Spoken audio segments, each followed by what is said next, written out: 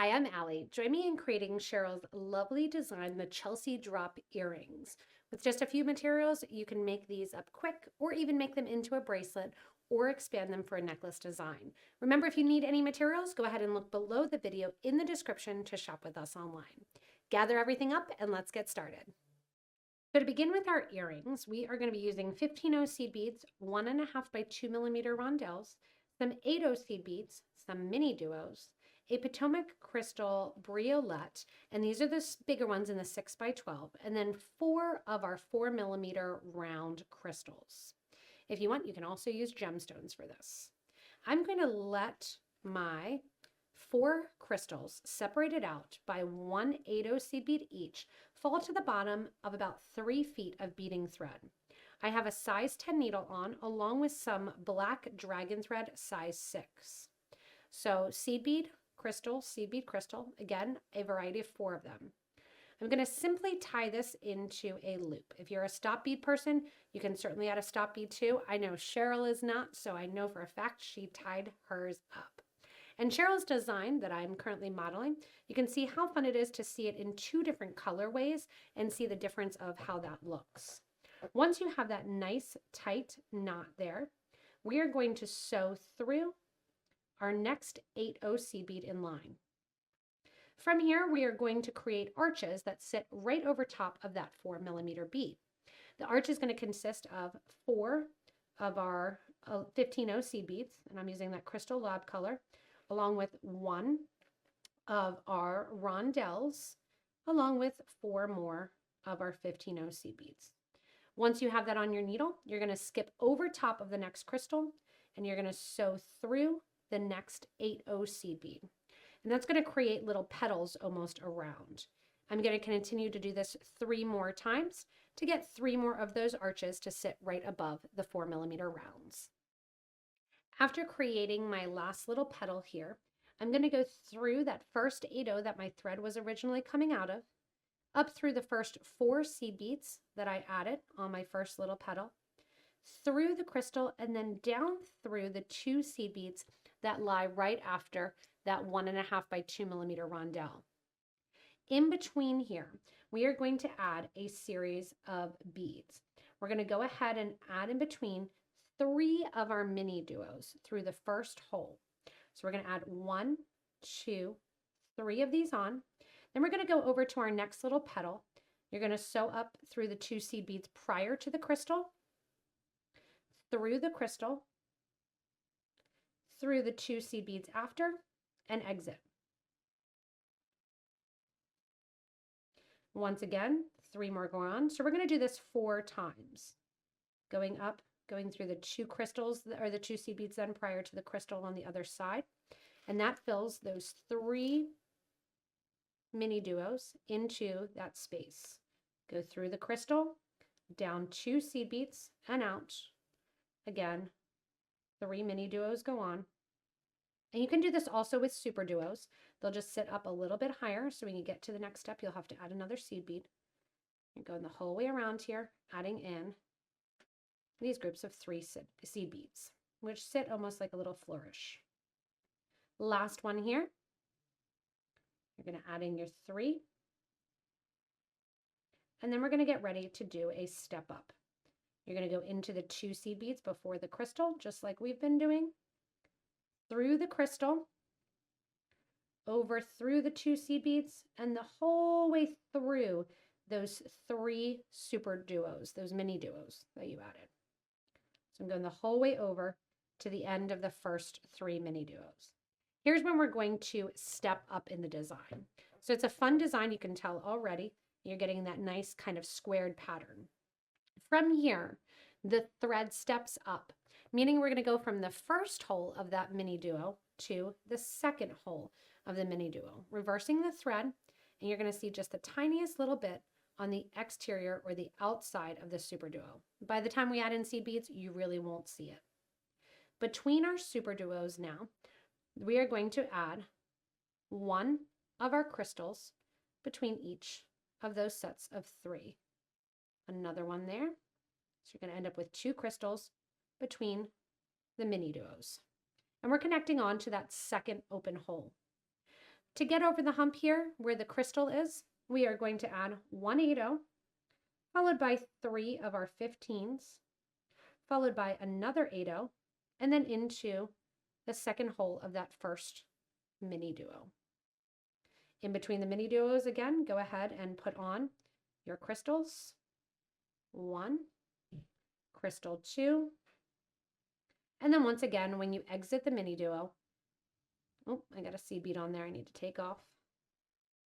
Once again, when you exit the mini duo, I wanted to be part of the design, go ahead and add your 1/8, followed by your 3/15s, followed by another 8. You're going to continue over the whole piece, adding over here until we get through that first mini duo after adding the seed beads between and above each of the rondelles. After going around and adding those crystals in each corner and then the seed beads to connect, you're going to come out through the crystal, and on the corners where we have that SuperDuo kind of exposed, we're going to top the mini duo with 1, 2, and 3 of our 15 seed beads. So through the next crystal, and then you are going to go in and reinforce all the seed beads that you just added. So I'm going right through the crystal, mini duo, 8, 3 seed beads, 8, through the next mini duo in line, up through that first crystal. And when I come out through the first crystal, once again, grab 3 15s and add them so they sit right on top. Go through the next crystal the whole way down the line here. We're going to do this 3 times. The 4th time is going to be our drop. So we're going to go the whole way around here, adding in. And sometimes with the crystals, you kind of have to wiggle a little through. You will notice a tiny bit as you're doing this that your project is starting to have a little bit of a shape to it, almost a little dome shape. Going and adding 3 seed beads then, connecting over to the side here. Just move that stop bead out, or stop thread out of the way. Going through the seed beads then, up and getting ready to come out through that last crystal. Instead of coming out through the last crystal, we actually want to have our needle continue on through the SuperDuo. So you're going to go through the crystal and also through the SuperDuo and just kind of wiggle it out there. This is going to be the bottom of the earring. If you don't like the look of the drop on the bottom, you don't have to put the drop, simply put those 3 seed beads and continue on like normal. Instead, I'm coming out the SuperDuo rather than the crystal, so I went through the crystal and then proceeded through the SuperDuo. I'm going to grab 1, 2, 3 of my 15-ohs, grab my 6 by 12 millimeter drop, 3 more of my 15-ohs, and then I'm going to sew back through that SuperDuo from the opposite side, bringing my needle towards the side where the thread is coming out. That's going to make that drop hang pretty perfectly right at the bottom.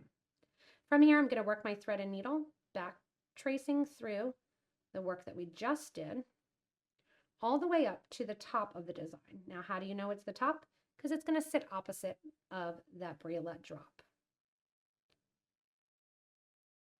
I'm going just right along that outer edge, sewing all the way back to the bottom. Or sorry, all the way to the top rather than the bottom, from the bottom towards the top. As I sew then, I do a nice little pull that helps to kind of reinforce that thread and create more of that little bit of a cupping effect. And as I work my way back up then, I'm going to get my wire guard ready. If you don't have a wire guard, you can use an 8-0 that you could get a jump ring through, or a collection of seed beads, usually about 5 of your 15s is going to create the loop. I always suggest a wire guard. It gives a nice polished look. A wire guard, or a thread protector is what it's called. From here, when you get to the top, you're going to go through seed bead number 1. So we're going through that first top 15. Again, we're sitting opposite from that briolette. We're going to grab our wire guard. So through one side of the wire guard, down through the other side of the wire guard as well. And then we are going to go into bead number 3 of that seed bead collection. what that's going to do is have that wire guard sit perfectly over the top in the middle. Now at this point, if you want to, you can stop and have this open look to the design, or you can follow along to get the nice crystal X in the middle of the design. To do so, I'm going to weave my thread and needle down through the design. We're going to go through the SuperDuo after the crystal here. I'm going to reverse my thread, going this time and stepping down or towards the interior from the second hole of the SuperDuo down towards the first hole. And I'm going to have to sneak through all of those MiniDuos.